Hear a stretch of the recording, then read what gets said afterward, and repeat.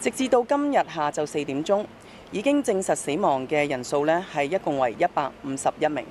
咁而我哋都唔排除呢個數字呢可能會上升嘅。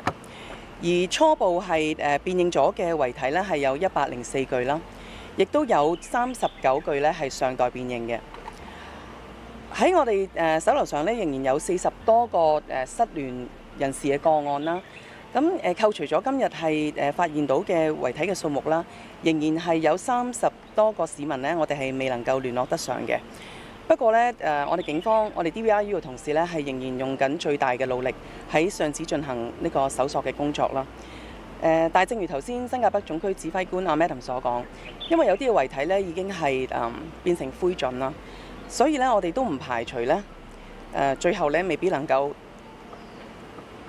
將所有失聯嘅人士係帶翻出嚟嘅。Sorry。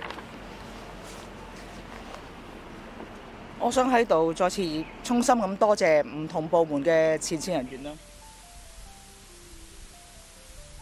佢哋呢需要喺極度惡劣嘅環境之下，係長時間咁樣保持高度嘅集中啦，去仔細咁樣遺體，其實都係得一個目的，就係希望盡量可以揾得翻啲遺體，又或者係能夠辨識到佢哋嘅物品，令到佢哋有翻一個名字，能夠俾屋企人同佢哋做一個最後嘅道別。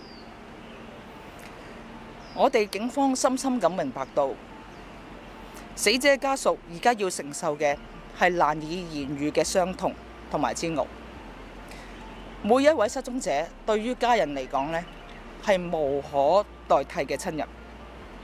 我哋一定會盡我哋最大嘅努力喺災場入邊揾得返，我哋可以揾到辨識到死者嘅嘢。希望呢個搜查嘅工作盡快完成。以而家目前嘅進度，我期望可以喺3個禮拜之內完成我哋嘅搜查同埋搜證嘅工作。